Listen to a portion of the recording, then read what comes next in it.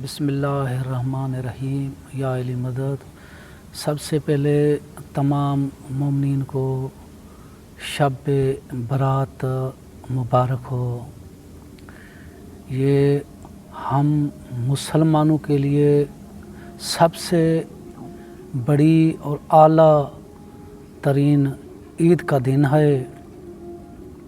सरकार ज़माना की आमद मुबारक, क्योंकि हमारे हिस्से में जो इमाम आया है जिसकी हम रैयत कहलाते हैं, इस इमाम का ज़िक्र, इस इमाम की मार्फत और इस इमाम की खुशी हम पर वाजिब है। यूँ तो हर इमाम की आमद पर या हर इमाम की मार्फत मोहब्बत वाजिब है, मगर ज़्यादातर जो हमारा आखिरी इमाम है, क्योंकि हम इस इमाम के ज़माने में रह रहे हैं और ये हमारे ज़माने का इमाम है। अभी जो ज़हूर होना है मेरे मौला का, हमने तो किसी इमाम को नहीं देखना, मगर इस इमाम के सदक़े, सरकार कायम के सदक़े हर इमाम को हमें ज़ियारत नसीब होगी। हुजूर पाक से लेकर के सरकार अस्करी तक सारे मासूमीन की ज़ियारत नसीब होगी इस इमाम के ख़ातर, इस इमाम के सदक़े। अब मसलन जो मौला सज्जाद के दौर में था या मौला मोहम्मद बाकर के दौर में था, तो मौला अली की उसको ज़ियारत नसीब नहीं हुई, क्योंकि मौला अली की जो ज़ाहिर ज़माने के सामने नहीं हुआ। यूँ तो हर जगह मौला है, तो किसी भी इमाम के ज़माने में पिछले किसी हुज्जत या किसी इमाम या मासूम की उनको ज़ियारत नसीब नहीं हुई। मगर हम कितने खुश नसीब हैं जो इस इमाम के ज़हूर के वक्त सारी हुज्जतों की, सारे मासूमीन की, सारे इमामों की ज़ियारत करेंगे और उनसे फ़ैज़ हासिल करेंगे। इसलिए मेरे दोस्तों, कल मैंने मौला के नाम पे, मौला के ज़हूर और मौला की जो इम्तिहान के मुतल्लिक़ वीडियो भेजी थी। मेरा दिल चाहता है कि आज मैं इस खुशी में, मौला की आमद की खुशी में आपको एक सूरह फातिहा का अनमोल तोहफ़ा दूँ। सूरह फातिहा कुरान पाक में वो सूरत मुबारक है जो नमाज में पढ़ना वाजिब है। कोई भी सूरत नमाज में पढ़ना वाजिब नहीं है, फ़कत ये सूरह मुबारक वाजिब है। इसके बाद जो सूरत तू पढ़े तेरा जी चाहे पढ़, मगर ये वाजिब है। और इस सूरह मुबारक के कई नाम हैं। इसको सूरह फातिहा भी कहा जाता है, उम्मुल कुरान भी कहा जाता है, सूरह शफ़ा भी कहा जाता है, सबह मसानी भी कहा जाता है। सरकार जाफ़र सादक अलैहिस्सलाम अस्सलातु वस्सलाम ने फरमाया कि व नहनो सबह मसानी, हम हैं सबह मसानी, यानी 7 आयतें। इस सूरह मुबारक का नाम है 7 आयतें। आप देखें कि बिस्मिल्लाह के बग़ैर 7 आयतें नहीं बनती। बिस्मिल्लाह सूरह फातिहा मुबारक की आयत है। जब भी आप जितने बार भी पढ़ें, हर बार आपको बिस्मिल्लाह पढ़नी है, क्योंकि बिस्मिल्लाह सूरह फातिहा की आयत है। इसको इस सूरह मुबारक से जुदा न समझें। इसको मिलाएंगे तो 7 आयतें बनेगी, नहीं तो 6 आयतें बनेगी, और ये कहलाती है सबह मसानी, 7 आयतों वाली। और बड़ी कमाल की बात है कि ये वो सूरह मुबारक है जो बग़ैर किसी ज़कात के, बग़ैर किसी चिल्ला कशी के किसी भी मरीज़ पर दम की जाए तो अपना असर दिखाती है। और आइमा मासूमीन की जितनी अहादीस मुबारक इस सूरह मुबारक के मुतल्लिक़ है शफ़ा के लिए, इतनी किसी भी आयत या सूरत के मुतल्लिक़ नहीं है, क्योंकि ये सूरह शफ़ा कहलाती है। तो आज सरकार ज़माना की आमद की खुशी में मैं आपको इसी सूरह मुबारक के चंद अनमोल और बेमिसाल अमल देना चाहता हूँ, जिसको करके आप मुझे ज़रूर दुआ में याद रखोगे। सबसे पहले कि देखें, मैंने आपको बताया कि ये बग़ैर ज़कात, बग़ैर चिल्ला कशी के काम देती है। बग़ैर चिल्ला कशी के मरीज़ पर पढ़ी जाए तो फ़ायदा देती है, मगर अगर इसकी ज़कात अदा की जाए तो सेकंडों में, मिनटों में और अजीब व गरीब असर दिखाती है। मैं आपको इसकी ज़कात का आसान तरीका बताता हूँ। सबसे पहले कि चाँद गिरन में जो चांद गिरन होता है, चांद गिरन में 121 बार इस सूरह मुबारक को पढ़ें। अब पढ़ने का तरीका ये है कि बिस्मिल्लाहिर्रहमानिर्रहीम की जो आखिरी मीम है रहीम की, उसको अलहम्द की लाम से मिला के पढ़ें। मिल हम्दुलिल्लाह है, बिस्मिल्लाहिर्रहमानिर्रहीम मिल हम्दुलिल्लाह है। इस तरह आपको पढ़ना 121 बार चांद गिरन में, और हर बार बिस्मिल्लाह पढ़नी है और एक ही सांस में पढ़नी है।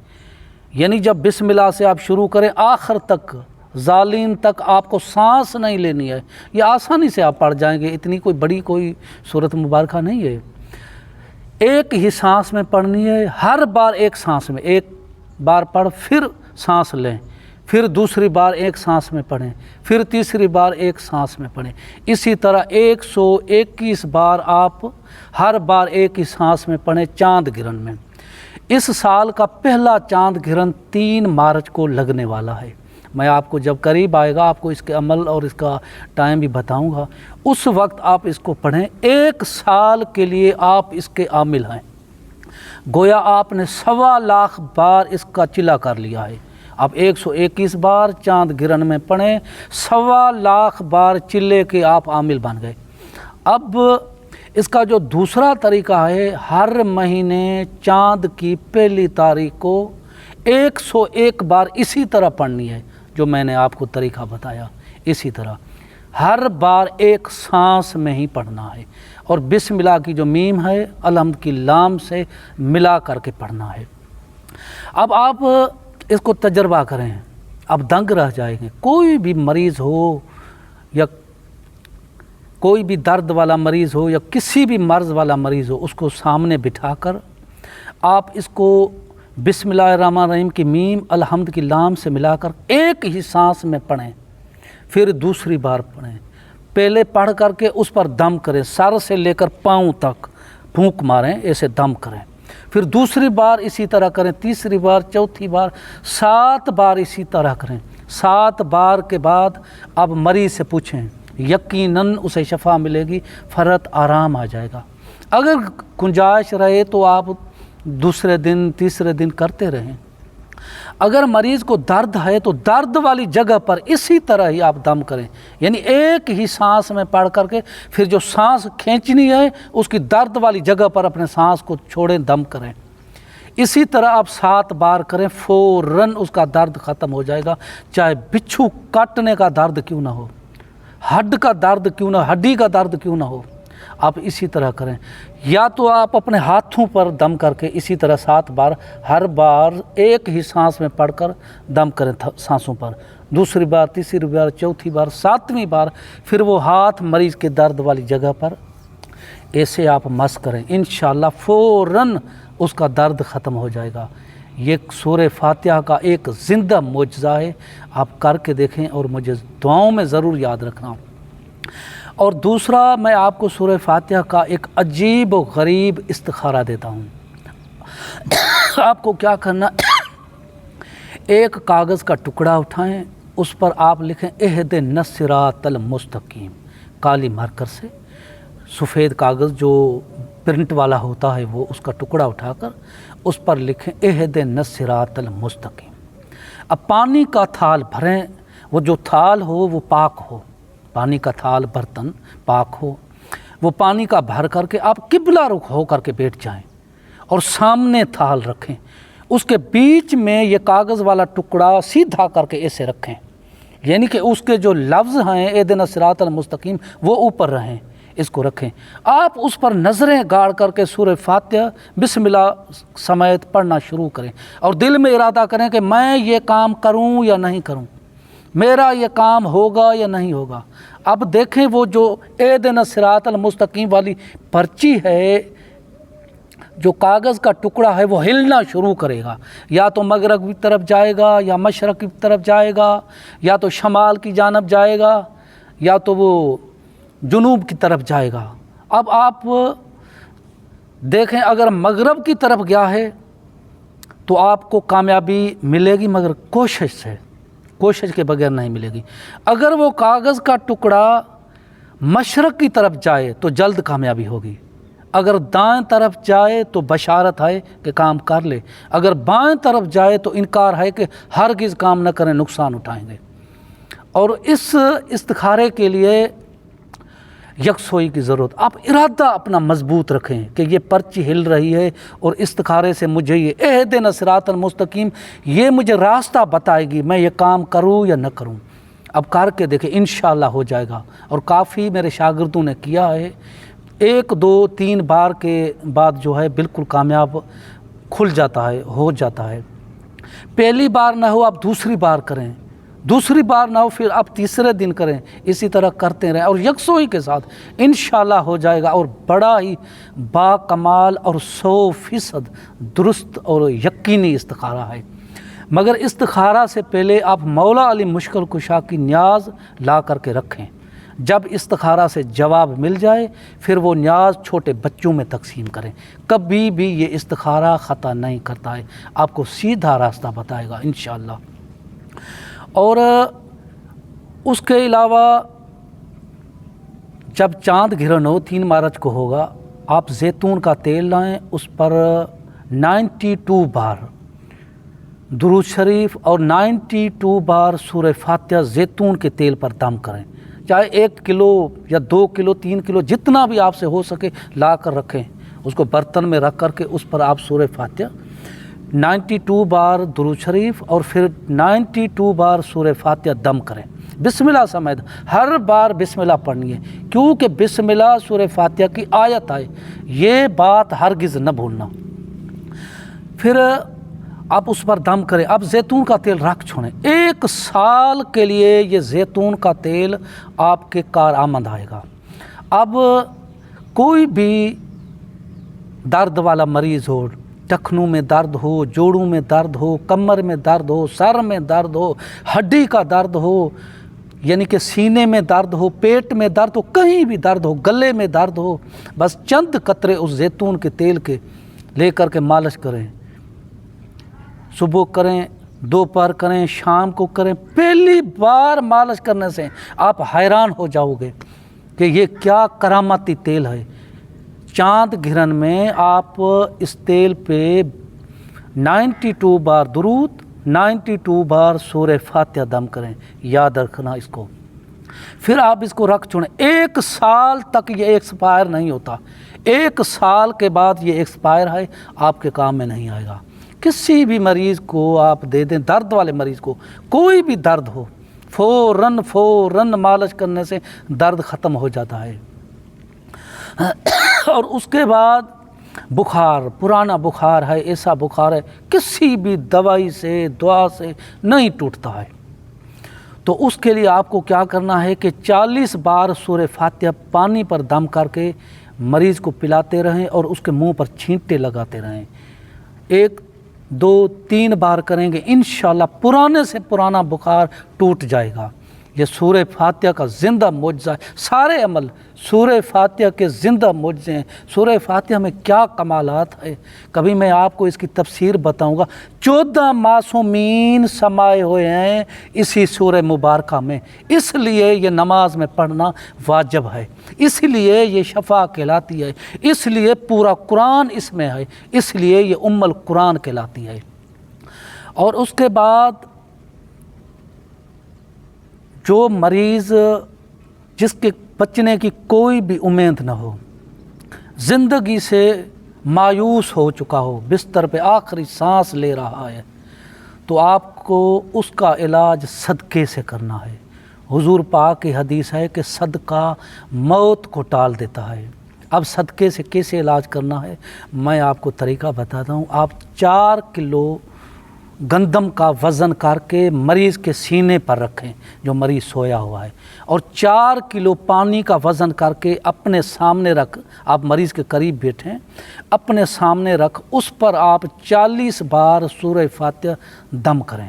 پھر وہ جو گندم ہے وہ صدقہ کر کے کسی بیوہ کو، کسی مسکین کو، کسی مستحق کو دے دیں، اور وہ پانی کے چھینٹے مریض کے بدن پہ منہ سے لے کر کے یہاں وہ جوڑوں تک، ٹخنوں تک وہ پانی کے چھینٹے آپ لگاتے رہیں، پاؤں پہ نہ لگائیں، چھینٹے لگاتے رہیں۔ صبح دوپہر شام کو، یعنی کہ ایک ایک گھنٹہ کے بعد تھوڑے تھوڑے چھینٹے اس کے جسم پہ لگاتے رہیں۔ اللہ نے چاہا تو وہ اٹھ کر کے بیٹھ جائے گا اور آپ حیران ہو جائیں گے۔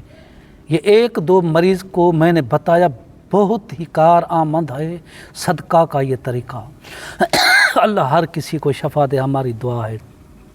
اور آخر میں جو میں آپ کو عمل دینا چاہتا ہوں، یہ بڑا ہی زبردست عمل ہے، اور سرکار کی آمد کے صدقے اور اس کی آمد کی خوشی میں آپ کو دینا چاہتا ہوں۔ 100% درست اور انتہائی آسان عمل ہے، تذکیر سمعلونی۔